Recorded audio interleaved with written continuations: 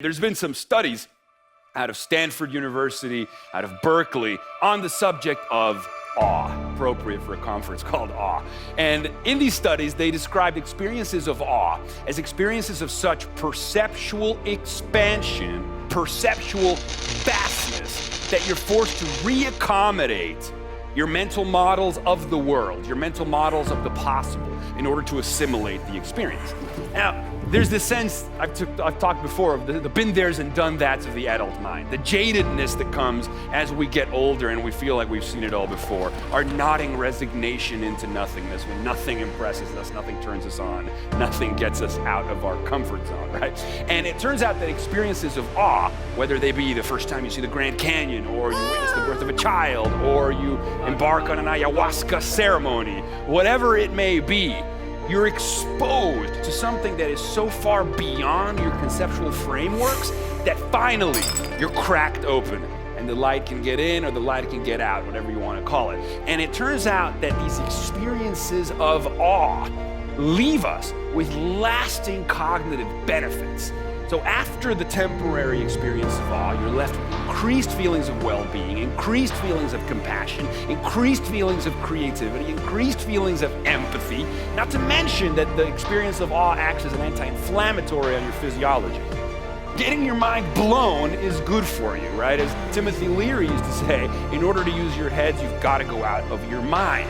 The potential here to create awe modules, to combine things like sensory deprivation floating tanks with high-definition LED screens, or wearable helmets that allow us to completely leave our bodies behind and have out-of-body transformative awe experiences, means that the future of psychotherapy, the future of introspection, the future of how we cultivate wellness and the self could be radically transformed on the back of virtual reality and augmented reality. I mean, this is game-changing.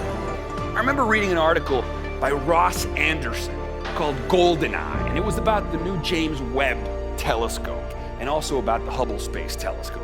And he was talking about some of the implications of what will be made possible. He was talking about how the space telescope allows us to mainline space and time through the optic nerve. I mean, think about that. That's really what's happening. When we look upon the deep field photographs, right? The Hubble deep field photographs of the universe, and we're able to fathom, we're able to hold in mind what we're looking at.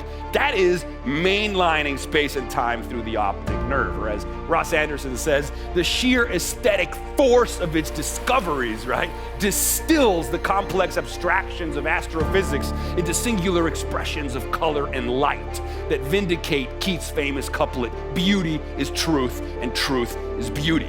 So I read something like that and I'm like, I love language for its poetic rhapsody, its capacity to capture the ineffable. But that's just language, and those are just images. Imagine a VR or AR experience that gives people the chance to swallow the cosmos. Imagine all of us being like Jodie Foster in Contact, going through the wormhole to another galaxy at the end of time and taking all that in.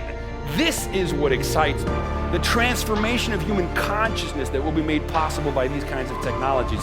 That's what it's all about.